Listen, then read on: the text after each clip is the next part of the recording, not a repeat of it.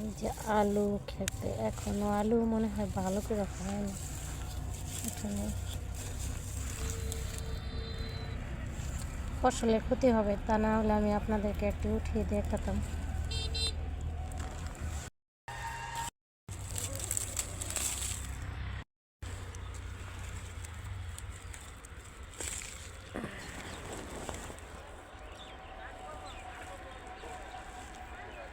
এটা আমাদের দেশে আলু ক্ষেতের ভিতরে হয়ে থাকে। এই শাকটার নাম হচ্ছে বোত্তা শাক। আপনাদের অঞ্চলে কী নামে পরিচিত অবশ্যই কমেন্টে বলে যাবেন প্লিজ।